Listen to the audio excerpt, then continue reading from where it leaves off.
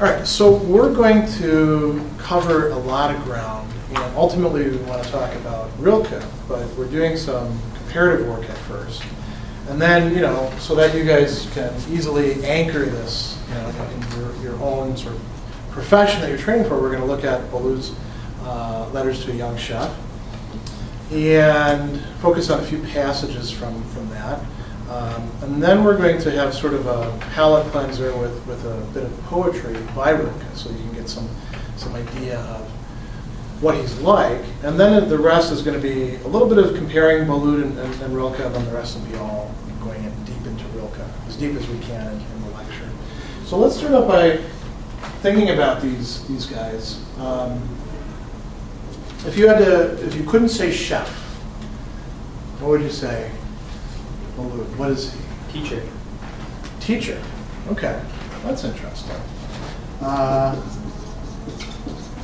would you capture that he's about food? I'm a teacher, but although I like food. I mean, it's just how you just said earlier that food is a language to everybody and everybody can relate to it. Okay. So let's say teacher.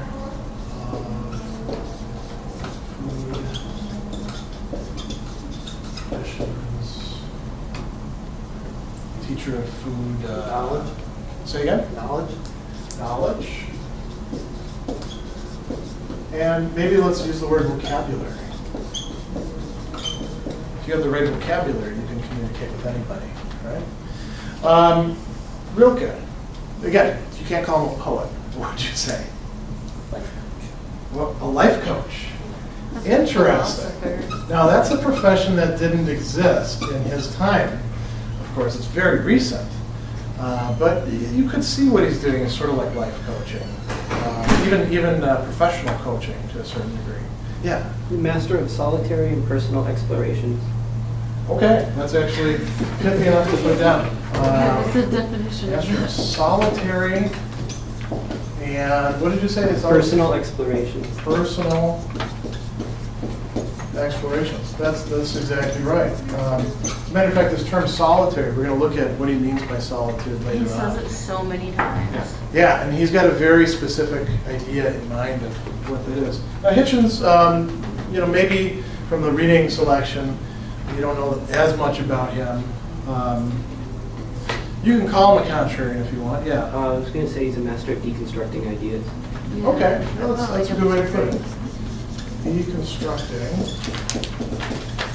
I'm going to put up another term that we often use in academia along with that, and demythologizing.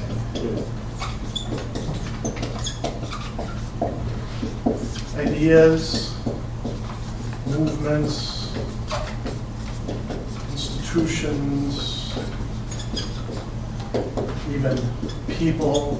Once you got in Hitchens' sights, he was pretty tenacious. The little passage that you do have, he talks about going after Bhagwan Sri Ranshish, and that's somebody from when I was a kid.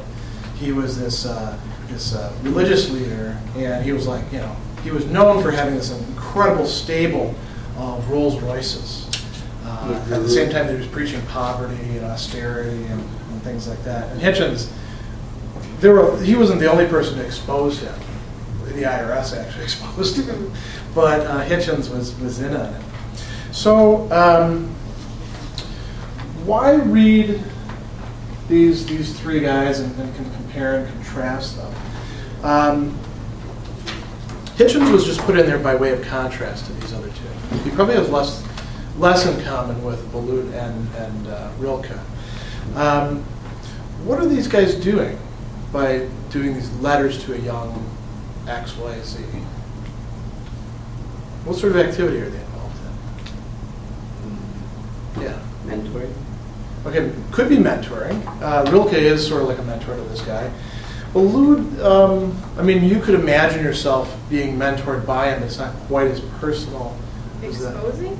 Exposing what? Well, each of them are exposing different things. I guess secrets kind of would. Secrets? Okay. Secrets of whatever field they're in. Okay. Boulud is exposing secrets of the culinary field. Rilke is exposing secrets of the Not quite the same way as Bourdain, Yeah, but yeah. ripping the top off. Yeah. Look at the dirty industry. Yeah. But he's telling you things that you wouldn't ordinarily know. Yeah. Our first journal entry, we had to write about what we would tell a culinary student after we graduated, like an incoming one, like to help them out, things like that. And it's pretty much like that's what they are doing for each particular area that they're Passing on how to make it. the insides to help each other out. Okay. Yeah. That's. They're kind of exposing themselves, aren't they? Setting up Yes. an arena to talk about, like, it's the ideal arena to proclaim your work to someone. Yeah. There's actually a certain vulnerability to it. Yeah. One thing is you could in fact come across as arrogant, just by giving advice to somebody. That never bothered Hitchens, for one thing. But Boulud and Rilke might actually, that would be something they'd have to overcome. You are putting yourself out there. Boulud is using himself as an example over and over again. Rilke is to a certain extent in these as well.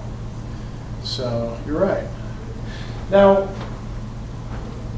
there were a few other things I wanted to sort of point out in this. They're all trying to help out a new practitioner in the field. With Hitchens, you got to wonder, what's the practitioner supposed to be? A smart, smart guy, or just and it's the person who like raises problems all the time? What is the purpose of that? Is it just to be a jerk? Yeah. Maybe just saying if you're going to do one thing, don't confront yourself, or just don't make yourself look dumb, kind of. Don't make yourself a Yeah. what? Look dumb just by doing the exact opposite of what you're saying you're doing. Just Don't like be a the hypocrite. guru, Yeah. how he said you don't need any of these things to live a lavish life, yet he had a collection of Rolls Royce, Yeah. and he was saying girls would sniff for alcohol and drugs at the door, yet he wanted you to have an open mind, but there was a sign that said leave your mind and shoes at the door, and he wanted you to go in pretty much as a lab rat so he could pick your mind and he could make you think these things without you having your own say in it. Yeah, the Bhagwan Sri Ranjita's ashram was in fact sort of a mind control cult. Hitchens says, if you care about the points of agreement and civility, then you'd better be equipped with points of argument and combativity. And he's saying that in part because he thinks that we need to be armed so that we're not taken advantage of. And that we're actually doing a good thing by fighting with people, sometimes at least.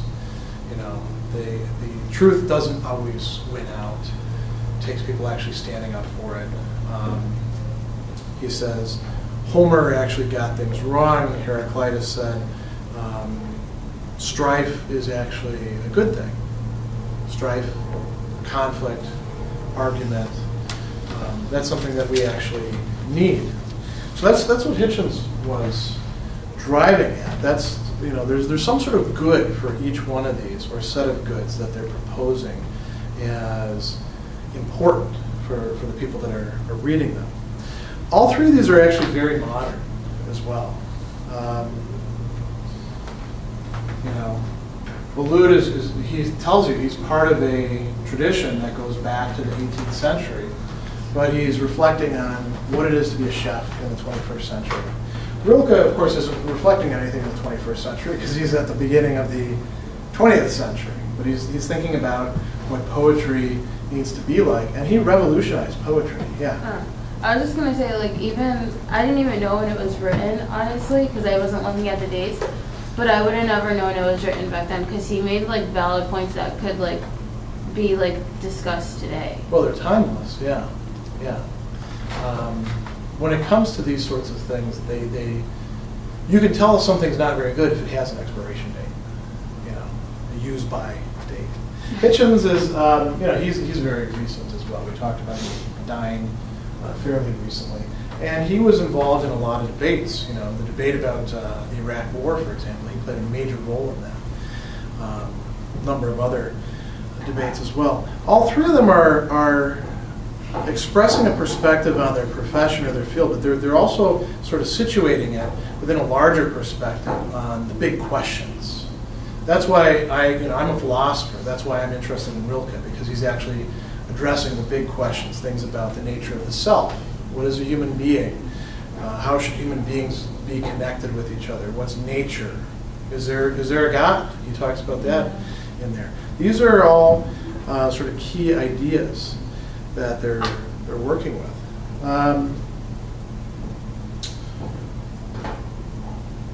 The only other thing that we'll look at from this compare and contrast thing, the ideas that you did find interesting. You talked about Rilke already. The ideas that you found interesting, bless you, in Boulud, or if you found something interesting in Hitchens. Why did that jump out at you? What was it that impressed itself upon you? Yeah. With Hitchens, he was like really blunt about it. Like you were saying, like he's just out, like he's not. He calls someone out without caring, and like he's like, well, back up your information. If you are what you say you are, then why can't you back it up? A number of you have talked about bluntness as being a sort of Because he's attribute really, that he's like, he talks about it in like a sarcastic way. Like he's like stating facts, but he's saying it in a way like, oh yeah, well, like just in a sarcastic kind of way of explaining it. Okay, yeah. I think the thing that resonates the most with me about all three of them would be just their honesty about everything that they're saying. Like how they keep calling it blunt, but I wouldn't call it blunt, I would call it honest. Why would you, how would you make that distinction? Because they all have valid explanations for the things that they are saying. They're not just pulling random things out. There's a reason and a rhyme for every word that they're using and the specific order that they're using it. They are all masters of language, that's for certain. You had your hand up there, but Never mind. okay, so the floor is yours now. In all three works, I feel like the writer instills a sense of optimism, and they encourage whoever they're writing to, they encourage them to proclaim their individuality, sort of, and to explore themselves, rather than saying, like, this is what you should do. They say, this is what I did, and this is, well, except for Hitchens, he doesn't really do that. He just deconstructs things. But Well, he does in other places. but they're encouraging you to define yourself, and so you walk away with a sense of like, well, maybe I can do something. Yeah, that's a good way to put it. There is an optimism inherent in thinking you can actually have some control over your destiny. But what you need, and this goes back to like, why are they giving advice? In order to actually have control over your destiny, in order to be able to make informed choices, you need to know some things. And that's what the older person is trying to pass on to the younger person. Let's look now specifically at Boulud. I have a number of passages that, can you pass that down? That we can look at.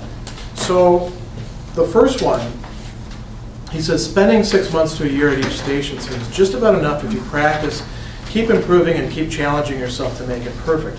The more you look at cooking, the more you realize it is always an unfinished education. There's truly no limit to how much you can learn.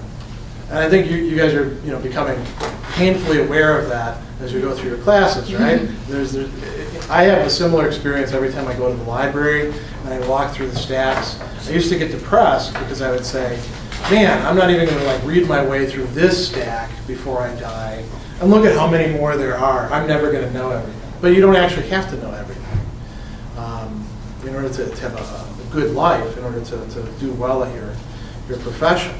But there is a sort of endlessness to it. And this is part of what keeps us humble. When we think that we know everything, that's when we get into trouble. When we think that our way of doing things is the only right way or only possible way, then we're not going to be the creative ones. Right? What do you think about this one where he says, my advice to you is remember your grandmother's food? I know a lot of you have this text, and you've probably read that. And it doesn't have to be your grandmother. If your grandpa was a good cook, your uncle could be them too. He says, grandmother is a short way of saying, remember the foods that connect you to your region, your family, your culture. It's like Proust and his Madeline. He's talking about Proust. He was this novelist, and he wrote the search, or the quest for lost time. And you did? Gastronomy class. Okay, so you guys know about Proust and the Madeline and biting into it and having this incredible flood of memory. So he's French, so of course he thinks everyone knows about this. Because in French schools they do, you get plenty of proofs. So he says, once you start thinking of one famous dish from your childhood, it summons up a whole world. Not just dishes, but all the other things that go along with it, right? All those other memories. You're talking about, the melange of your friend, the poet, and trying to read Rilke at the same time. That's a natural human thing, to start blurring these together. When you're a chef, you're going to want to honor your past by transforming food memories into offerings that belong in a great restaurant. So now, not all chefs think that, do they? There's plenty who would say you need to leave whatever hick thing you are bringing to the proverbial table behind, so you can learn the classic tradition or the modernist stuff. Boulud is talking about embracing your own past. Yeah. I was just gonna bring up, Matt said it a while ago. I forgot what dish you're talking about, but he has like a dish that's in his family, and he brought it to the restaurant that he works at now, and he had it on the menu. Oh, Matt. good. You completely just. I know, I was reading that. Oh, I was saying how like in the restaurant that you work in, you brought like one of the dishes that's like in your family. I said that when I was younger. My dad always made chicken and dumplings. Bone down chicken with the big chunks of vegetables. And one way I required it was the memory I got with bringing my family together. We knew Dad was making that because we couldn't wait. And if you weren't there when it was served, you didn't get any because it didn't last. And then one thing I did was I run a chef of a golf course in Kingston where I work, and I got that on the menu just as a special. And the thing I loved the best was when I presented it and served it to older people or people my age, they all got that same feeling that I got, that, wow, this is how their grandmother used to make it, or this is how their parents used to make it. And it made me feel good because I could put my food memory to them and bring out their food memory of having the same thing throughout their family. So yeah. That was a great thing for me, and I use that the whole time through gastronomy, and I base it off of food memory. That's actually a good one. It brings up another one of the passages, the very bottom one on that page. It says, a perfectly roasted chicken tastes the same way at my restaurant, and then he names a couple others. What makes each different is what makes one painter, one author different from another, the soul of the artist. And he says, I mean this in the direct sense. He says, I don't mean any new agey sort of thing. I mean this in the direct sense that the food has to give you a feeling of well-being. And that's sort of what you're describing. It needs to make you happy. Yes, the technique must be perfect, meticulous, and precise. Yes, it must amaze you, but it must also make you happy. And in order to understand that, you have to reflect a bit on the nature of happiness. And, there's plenty of other classes for doing that, so we're not going to try to do that here. But you had a little bit of that with the Aristotle stuff that you guys have been We haven't looking done at. Aristotle yet. Oh, you haven't done it yet? Okay. No, Well, just this and the other section. okay, well, you will be doing something like that. There's a few other ones in here that are important as well. Notice how he ties together culinary arts with the arts, the Beaux-Arts. He says, as restaurants developed, a culture developed with them. Cuisine held a rank alongside theater and other arts. The result was a public that would pay the price for haute cuisine and challenge their chefs to new heights of creativity. The French, and he's, touting his own heritage here, right? The French took dining as part of daily life, raised it to an art, embedded it in high culture, and thereby attracted economic resources. Cultures make choices for their definitive statements. The Italians lavished everything on developing their opera, the Russians their ballet, the French chose haute cuisine and haute couture. They made this into an art form. You notice that he brings up poetry, he brings up all these connections. He says that you don't just want to be out there tasting food, you want to be out there actually watching ballet, because you might get some ideas from that. You want to be out there experiencing things that other people have found beautiful, because that's, one of the things that I sort of want to sound you out about with Boulud is thinking about this question: how is a chef different from a cook? And I'm not just looking for the answers that he gives, but they're good starting points. I think a chef understands food instead of just cooking it. It understands how it all comes together, how it comes together in mind. Yeah. I mean, couldn't a cook understand they understand what they're doing, certainly. Yeah, but they don't really know the background as to why. I feel like once you The why. you That's become one with the food and you know why the things happen, and Yeah, keep going. That you're you're, a chef. I don't know. I think you have to form a relationship between your food and you. I think that's what makes you a chef. the chef and the cook both do cook.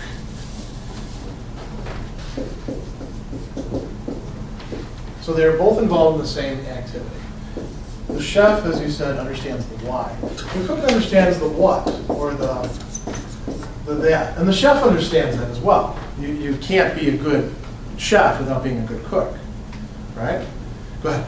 The chef takes on that responsibility. They take on expressing their knowledge through their cook so that their food gets put out the way they want it to be put out, the way that they believe is right. Okay. I'm going to put another R word here, responsibility,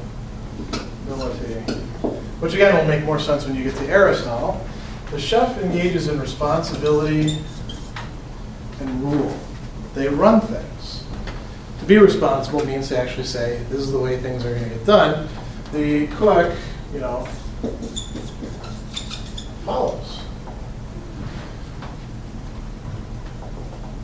Nothing wrong with following. As a matter of fact, if you want to be a chef, you have to actually do a lot of following because that's part of how you acquire your technical expertise. And as Aristotle says, you can't actually lead well unless you follow well. So you need to do some of that as well. Boulud talks about a number of other things. He also talks about the difference between hungry chefs, as he puts it, ambitious chefs, and then the chefs that are just, I just need to, get a job, and that's that. Yeah. Average isn't enough. Average isn't enough. That's a good way to put it. They don't just want to not be average, though. He actually talks about first the person wants to get a job. Then eventually they want to work their way up to be sous chef, and then they want to be chef. And then they don't just want to be a chef, they want to be a restaurateur. And they want to open in multiple restaurants. Maybe what I meant is average doesn't stick out. Average doesn't stick out. If you just do average, you just get by, but when you do above and beyond things, you kind of do different. Yeah, he talks about a number of ways to do that, different modalities, how you should do service well, how to think about wine and desserts well. He also talks a lot about your education as a burgeoning chef as well, doesn't he? He gives you advice about travel, about how to eat during that time. One of the other things, what's that? Oh, one of the other things I particularly like about this is a guy who is actually asking you a lot of questions. If you read between the lines, he's saying a lot of things in declarative terms and in imperative terms. He's giving you commands almost. But that's typical chef sort of thing. Chefs don't always ask you questions. They throw something out there on the table, and I say, what do you think? And then it's up to you to figure out what you're going to do with it. He's actually opening up philosophical questions for you. What is the good life? How do you, in fact, hone your skill? How should you be directing yourself? Notice the second to the last one that I have in here. So the bottom line is, and this is actually from the selection that Professor Shaka had you read for this one. The bottom line is the only way you'll advance in this profession is if you invest your own time over and above the time on the clock. The same is true for orchestra conductors, race car drivers, law professors, and ballerinas. Every profession that draws ambitious dreamers demands time. So two things there. One, there's three things really. I mean, you may not have gotten the connection until he pointed it out. You're kind of like a race car driver, or a ballerina, or law professors, orchestra conductors. We could run down the line. All sorts of architects. All these are people who don't want to be average. They want to do something interesting. They're motivated by their subject. Just like you guys are motivated by food. You're here because you love food. You also want to get a good job and learn all sorts of things. You actually do love food. Because if you don't, you get the hell out of here, right? You don't belong if you don't actually love food. Now notice what he calls chefs. Ambitious dreamers. Ambitious, okay, I think everybody can relate to that because a lot of students come in, I want to have my own restaurant. Are you dreamers? Oh, Yeah. Oh, yeah. Yeah? I think that if you're not a dreamer, you can't be as creative as you can push yourself to be. You need to dream so you can be creative. So creativity is also part of being a chef. That goes back to the issue of averageness and originality as well. That's something else that distinguishes chef from mere cooks. Now notice what he says about time. It's something where you can't count the cost. You can't do it on a schedule. It flows over schedules. The people who make it, who really succeed, are the people who are driven to go beyond the time clock. And there's different motives that people have for doing that. Sometimes people begin with the motive, I need to always be at the top, but it really turns out it's because mom and dad were always coming down on them if they didn't get the best grades or something like that. That actually won't last through your life. Likewise, wanting to be better than other people, wanting to tell other people what to do, those will sustain you longer than just satisfying mom and dad, but they're ultimately not that satisfying. So what could provide a motive what could actually provide something that would be sustainable over, when you're 40, 50, 60 years old, so you're actually going to still be happy with your profession? I think that you always need to remember that you're a cook first, and meaning you're always a student, so you can learn something new every day, even if you're a chef. About what? About those who surround you, about the ones that you teach, how Okay. you can become better, and the food that you eat at somewhere else, another restaurant, or just anything in general. All of these, their desire is provoked by the phenomenon of food. You have to be in love with food in order to remain a chef. Because you can get the degree and you can get a position, but if you don't actually love your subject matter in the way that it keeps drawing you in, the curious person is always in everybody's business. They will always want to find out what that guy over there is doing, but not because they want to be better than him or one up her or anything like that. It's because they actually love that thing and they want to know more about the thing that they love. It's the same way with anything else that you're going to study. Yeah. Isn't that like passion? You want to make your stuff better. You want it to come out the best it can be. Yes. Now notice, he talks a lot about that, doesn't he? About perfection. Perfection isn't, some sort of state that you can actually reach. It's this. He talks about consistency, and the only thing that's better than consistency is that it's better the next time, right? Mm-hmm. He says at one point, and you're right. So would you say the desire of perfection, since you can't really reach perfection, it would just be desire? Well, that's a good question. There are different ways to desire perfection. There's the desire for perfection that becomes perfectionism, and that will kill you, especially as a chef. It kills. I see students struggling with it, just trying to write papers or things like that. Perfectionism will keep you from getting things done. It will keep you from taking satisfaction in what you do, and you need that to sustain you over time. That stems from less a desire in terms of the object itself, and more in terms of pleasing others. We're thinking about one's own self-image or things along those lines that Rilke talks about. One second. I think that in that sense, competition comes in, because you're always trying to. You're trying to be better than everybody else, but you always try to better yourself. You're better competing than you were against yesterday. yourself. Because you're your biggest critic, so you're always trying to be better. Yeah, and there is the aiming at perfection, the desire for perfection, as in, I need to be a little bit better each time. That's sustainable. That's doable. And that's motivated to take your criteria from what it is that you actually love, not from yourself, not from whether 100 people go to your restaurant or only one person goes to your restaurant. You take it from the object itself. And that's difficult to do. It's harder to stick to that than it is to look to other people. But he is saying something like that in here. That's pretty much all I have to say about Boulud at this point. Let's look now at these Rilke. Can you send around the poems? Rilke wrote a lot of poems, and I picked two. One of them, the translation, is by Robert Bly, and I don't remember who the other one is by. If you really want, I can read you the German as well, but we don't necessarily need to do that. But he is much, yeah. Were his letters originally in German as well? Yeah. And they were translated? He is, his poetry is better in German. He wrote some of his poetry in French, too, later on. It's hard to capture the robustness of his language in translating it in English, but this is a pretty good translation. Let's look at I love the dark hours of my being. I love the dark hours of my being. My mind deepens into them. There I can find, as in old letters, the days of my life already lived and held like a legend and understood. Then the knowing comes. I can open to another life that's wide and timeless.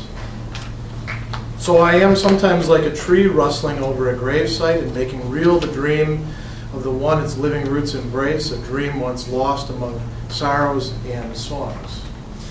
Now with a poem, it's not an expository piece of writing. It's not about just getting to the heart of it immediately. These are the sort of things that you have to kind of linger over and allow to work upon you. This is a beautiful poem, and it expresses something we see in the letters, something about the dark recesses within ourselves in memory. He talks a lot about childhood in this respect as well. But notice he says, I can open to another life that's wide and timeless. By going inward, we often think that when we go inward, we're like going away from everybody else, and we're kind of shrinking in, and there's not a lot in there. Rilke says it's actually sort of expanding. When we genuinely go inward, not just going inward by like saying, screw all of you, or I don't really know if I want to hang out with these people. That's not the sort of inwardness that he's talking about. But actually just sort of saying, I'm going to hang out with myself for a while and think about things. We open ourselves to a life. He doesn't say necessarily we get a life. We open ourselves to a life that is wide and timeless. We have a greater freedom, a greater possibility. Look at the next one. This is a very famous poem by Rilke. It's been translated many, many times. Just as the winged energy of delight carried you over many chasms early on, now raise the daringly imagined arch holding up the astonishing bridges. Miracle doesn't lie only in the amazing living through and defeat of danger. Miracles become miracles in the clear achievement that is earned. To work with things is not hubris when building the association beyond words. Denser and denser the pattern becomes, being carried along is not enough. Take your well-disciplined strengths and stretch them between two opposing poles, because inside human beings is where God learns. There's a lot going on there. I'll just mention just a few points that you might relate to your own experience. Look at that third stanza. To work with things is not hubris. Mitzuwerken ist nicht überhebung. To literally arrogance, raising yourself above things. When building the association beyond words. Now think about what it is that you guys actually do. Think about how hard it is to describe the tastes of things in words. You are some of the people that Rilke is writing this poem in reference to when you're putting together a dish. You're engaging in the sort of thing that he's talking about. Food is, we have words for food. Food is, to a certain extent, beyond words. Denser and denser the pattern becomes. He actually says, more inward the wet becomes. Think about the act of cooking as the ingredients are coming together. And you're going to do it over and over and over again. You've already done it over and over and over again. Sometimes throwing away the dish, oftentimes serving it, often to your fellow students. That's what he's describing here. Now, this could be cooking, this could be child raising, this could be teaching, this could be working the soil, it could be a number of different things. Take your well-disciplined strengths and stretch them between two opposing poles. Because inside human beings is where God learns. What do you think it means to take your well-disciplined strengths, your powers, and stretch them between two opposing poles? Literally, between two contradictions. This goes back to the thing about that. What the hell does that mean? Any ideas? Yeah. I mean, I think if you related to kitchen, it would be kind of like supreme fine dining and, a diner. A diner? Yeah, you're putting out food, but it's two complete different extremes. So what does that mean then to stretch your powers, your strengths between those? Like work in one and then work in the other? Or? Well, I mean, you would have to put out good food either way. Even though one is not as expensive, you always want to put out good quality food, whether it's a diner or a really fancy restaurant. That's a good point. That actually reminds me of something I've been thinking a lot about. I do a lot of public speaking, and sometimes you have just a few people show up. Sometimes you have tons of people show up, and it's one of the temptations is to say, "Oh, only a few people showed up, so therefore the event was no good." But if you're actually involved in communication, if you're offering food, say, with care, I don't even necessarily with love, but just with care about the person you're offering it to, there's a personal connection. And you have to treat, even if only one person shows up, it has to be worthwhile to serve that one person and to provide them with just, instead of saying, man, I'm not going to give you the real lecture, I'm just going to give you the dumbed down one. No, you would actually, just like you were saying, serve the real meal, just as you would if 100 people showed up, or just as you would if a chef showed up, one of your chef instructors came to your restaurant. Can you imagine that? Mm-hmm. That might be a nightmare, right? What's that? These potatoes need to be more beautiful. I can't imagine the chefs that I know, when they would actually come to a restaurant, like criticizing a student like that, like they would in the classroom. He says he doesn't criticize when he goes to restaurants. He does that enough in school. So he gets it out of his system. That's good. So, can you see how these poems connect with your own working life, your own education? There's a lot of other poems that may not connect with it. I picked the ones that I thought would actually hook up the best with you. But I encourage you to read Rilke's poetry. When we're looking at his letters to a young poet, it helps to know what the guy's actually writing in comic poetry. Now think about how Rilke and Boulud are similar in their advice. What are some points of continuity? I'm going to erase this. What are some points of continuity between the two of them? Because they're talking about two very different things, aren't they? Mm-hmm. Food and poetry. And okay, maybe food is kind of like poetry, but how?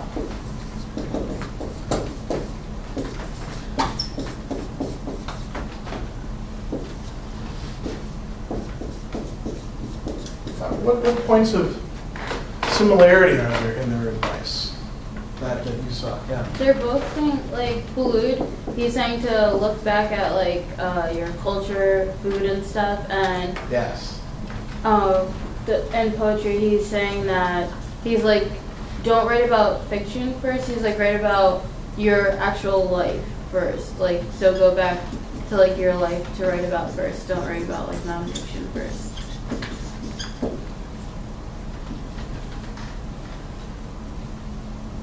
I'm going to put down the word that Boulud had.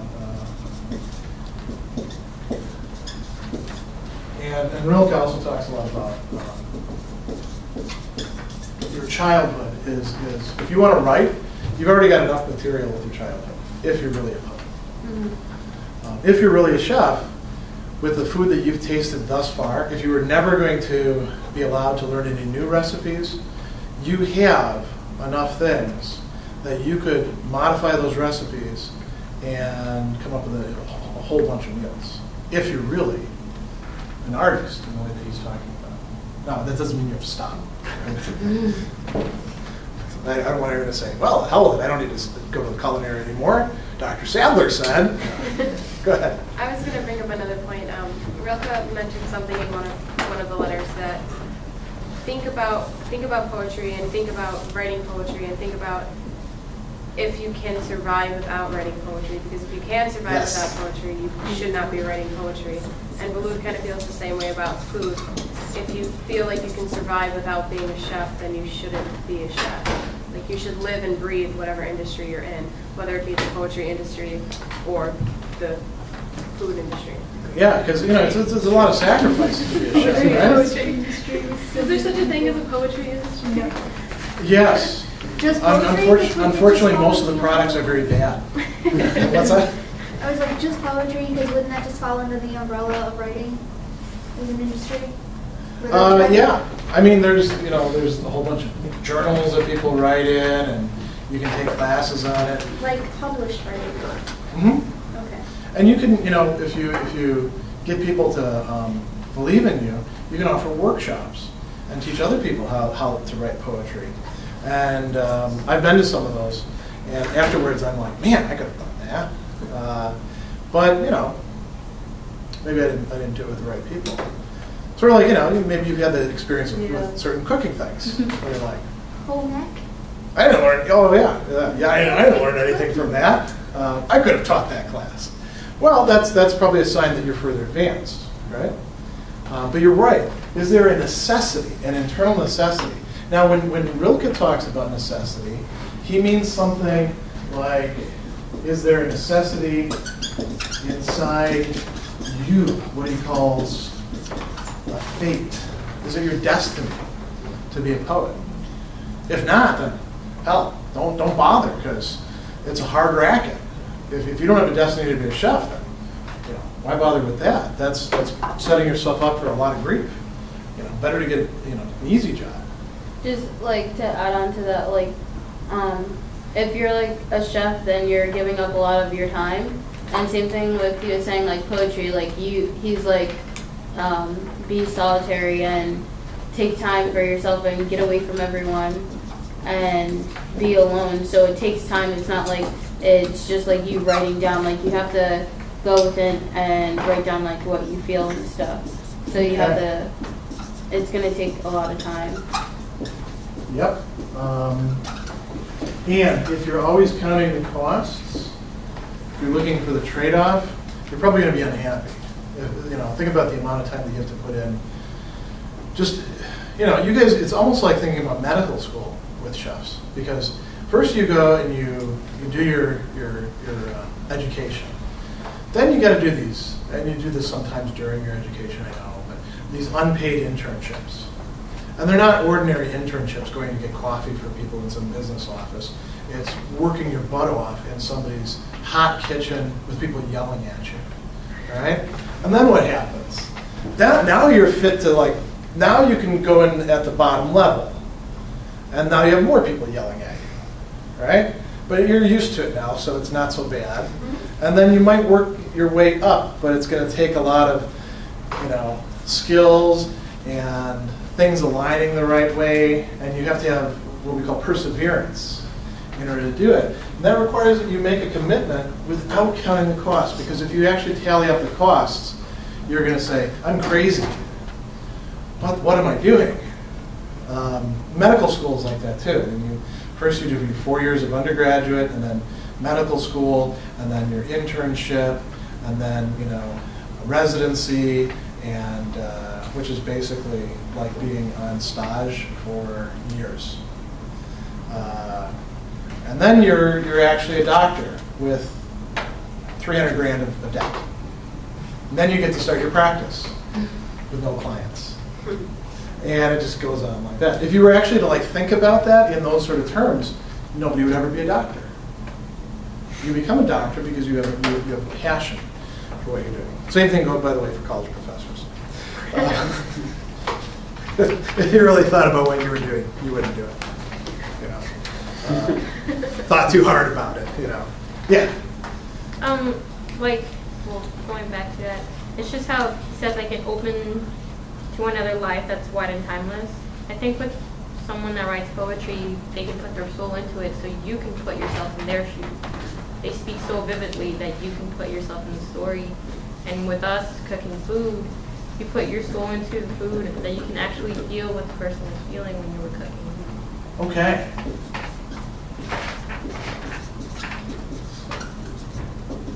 So there's a product, and as you say, your soul goes into it. Who you are, not just, it's not a purely external relationship to the thing. Yeah, I mean, if you're gonna write poetry, it's not actually gonna be like an expression of something you feel you have to write. Why bother writing it then? You know, there's enough poetry out there already. It's not like food where it goes bad and you guys need to keep on cooking it.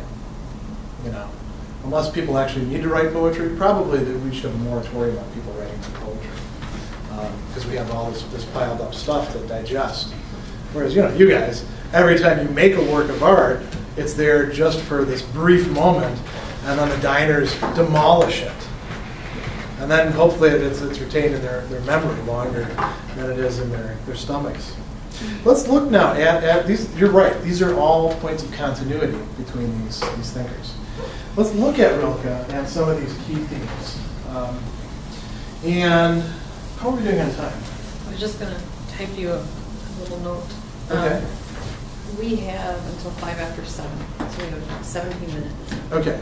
Let's look at the biggest theme then, and we'll see what else we can get our way through. If there's one word that this text is about, it's solitude. You see him mention that in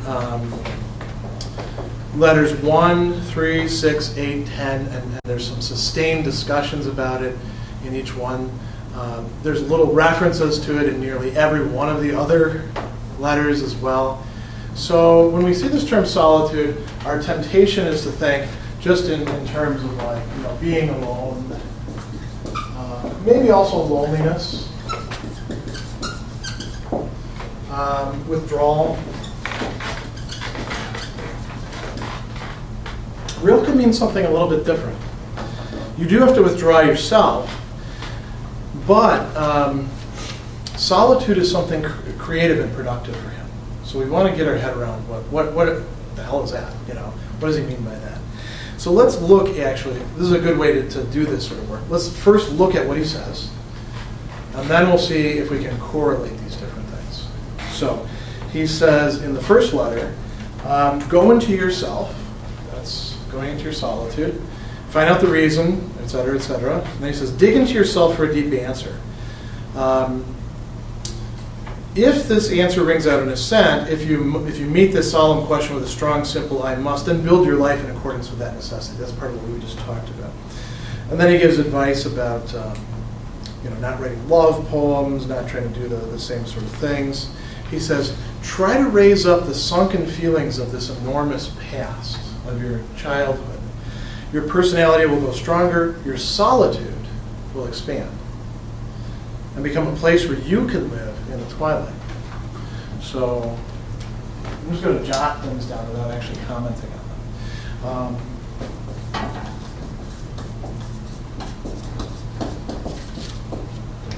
Your solitude is a place where you can live, where the noise of other people passes by far in the distance. So that means that noise of others passes by. It's not actually going away from people. And he says, after this descent into yourself and your solitude, maybe then you have to renounce being a poet. That's a risk. So solitude is kind of a dangerous place to go to. It's maybe why some people don't like to go there. And he says, even if you don't want to become a poet, this won't have been for nothing. Your life will still find its own paths from there, and that they may be good, rich, and wide is what I wish for you, more than I can say. So solitude is good for all of us. he's saying, not just poets. Actually, I promised too I would talk about the capital things. So,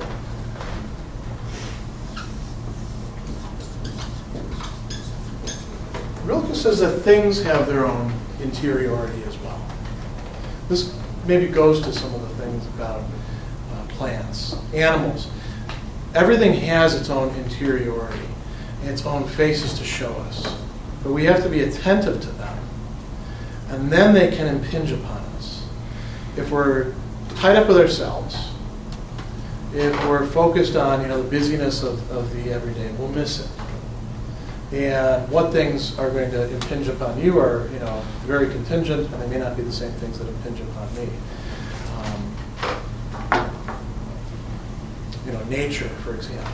I grew up in southeastern Wisconsin, and so I may have a different relationship to granite than you do. I don't know where you grew up, but we had a lot of it, and it was usually pretty weathered.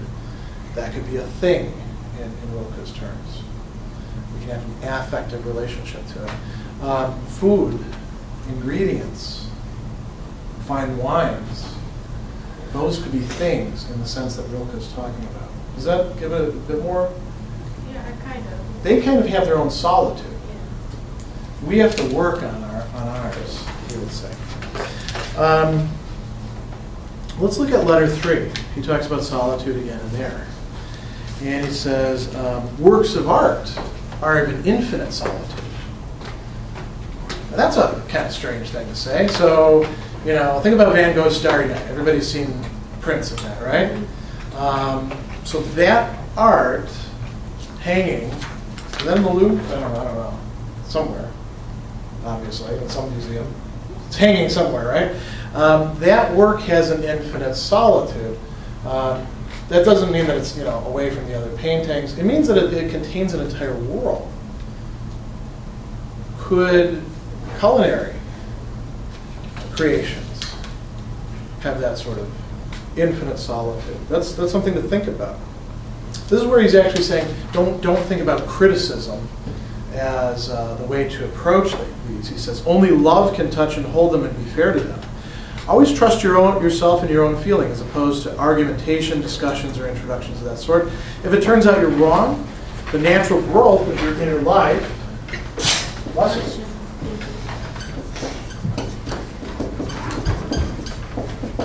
solitude is a place where our inner life can grow.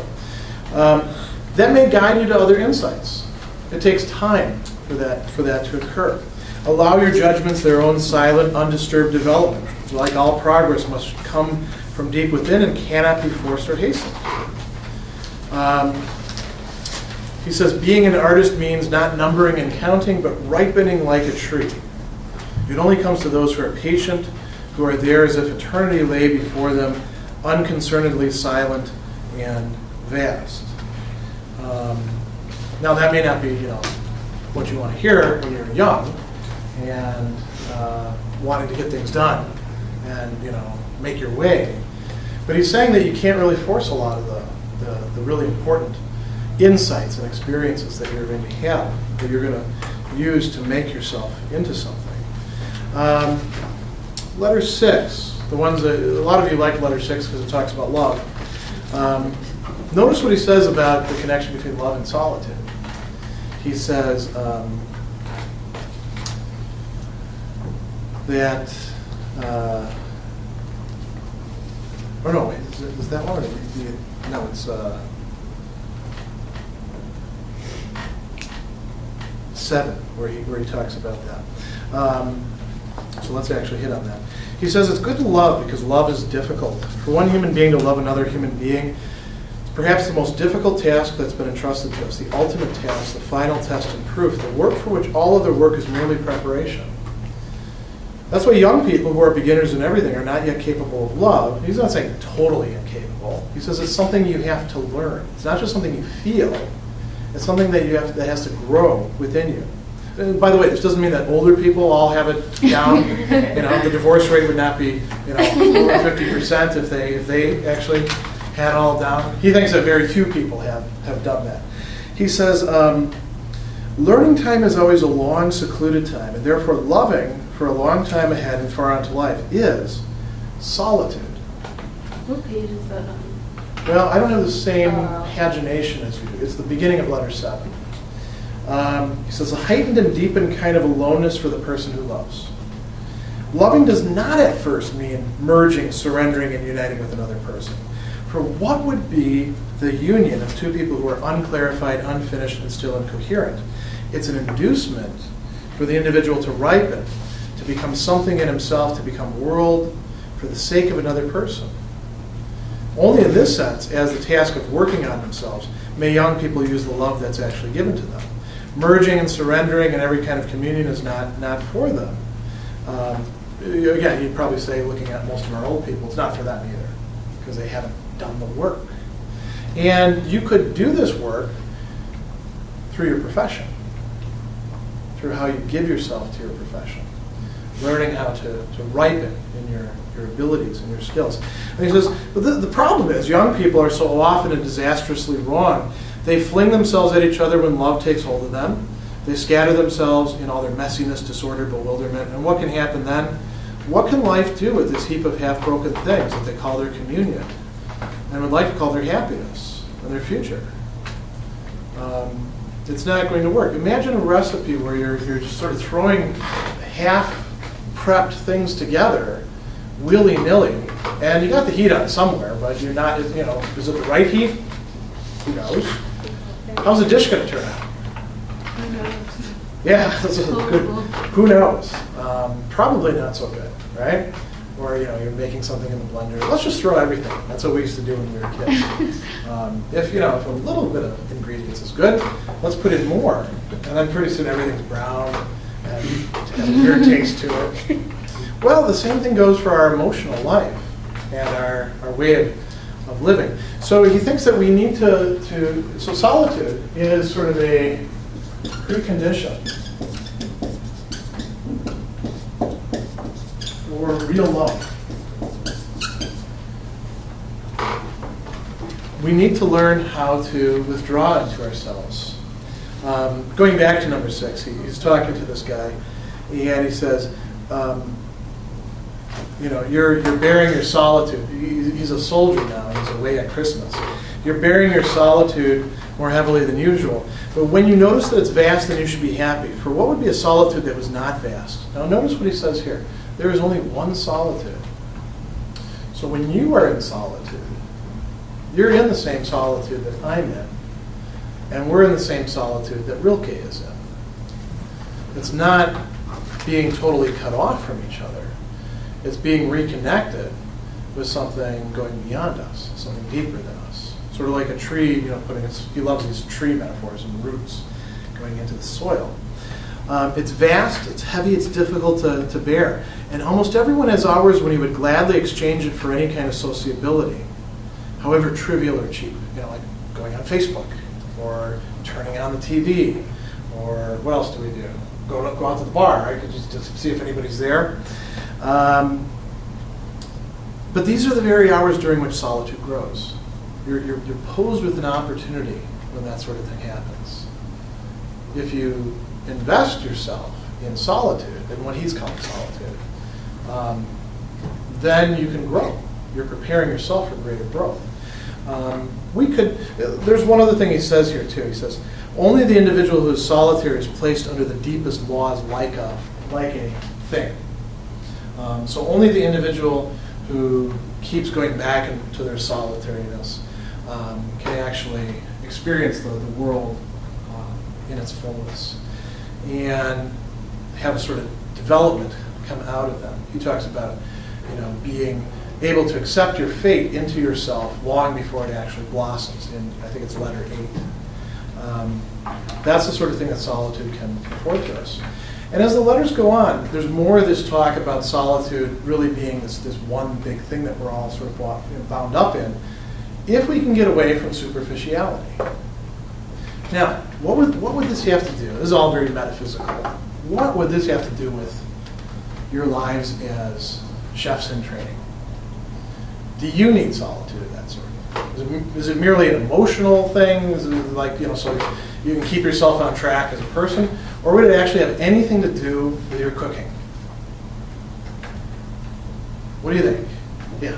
I was gonna say it's important to like have solitude because like the kitchen could be a stressful place, and like you'll be like stressed and overwhelmed and stuff. So you just have to like take that time to like go within and like step back from the situation to like make sure that you're like calm and you stay sane. Okay. Yeah, that's probably very important. Would you ever hear that? I forgot what I was going to say. Go in your solitude and find it. It's being a little facetious. Yeah. We'll come back. Yeah.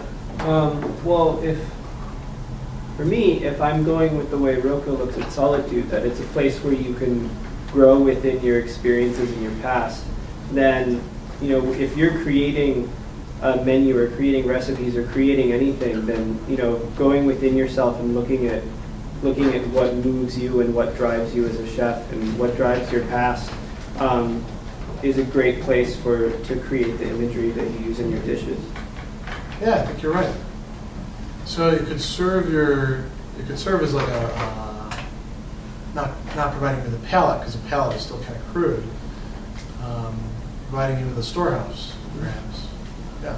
I was going to say, kind of like, whenever you're prepping for like your mise en place, everybody tends to get into we say like, oh, they're in the zone, they're in the zone. But that zone can just be a place of solitude where the noise of others pass by you and everyone around you is working and everything in the kitchen be going crazy, but you're just cutting carrots, dicing shallots, like you're just there. It's you're working, you're musing, and you're just living in there with your things, just doing. They become things with a capital T. Yeah. Right? So that's the connection there. Yeah. A good time to use solitude, I think, is when you are getting burnt out. How she was saying when you're overwhelmed and you're doing it so much that you don't even see it before you are burnt out, and that last camel or that last straw on the camel's back just breaks, and that's that one place that you can go and that you can look and see, reflect on what you did wrong or what you need to calm down on, kind of. Now notice that it has to be ready for you if you're going to go to it, though, which means that you have to have gone into it and come back out of it before you get totally burnt out. It could only be there as a resource for you if you don't wait until you're like totally frazzled. Yeah. And maybe if you do it enough, you don't get burnt out. Yeah. I think it's just kind of when you're second guessing yourself. Sometimes you can second guess yourself in the kitchen because you hear everybody talking about others, or maybe they criticize you. So if you go into your own zen, you can just kind of bring all your ideas together and bring back that confidence that you have. So confidence could be, that's interesting. Confidence is sort of a feeling that we can actually do something. It goes back to that optimism. Somebody had talked about optimism in these discussions. You can actually do something about your condition. He's offering some insights, at least for this guy, and then, to us, the readers, about how we might improve our lives. Much time? Do we have any time? At this point, it's up to the class.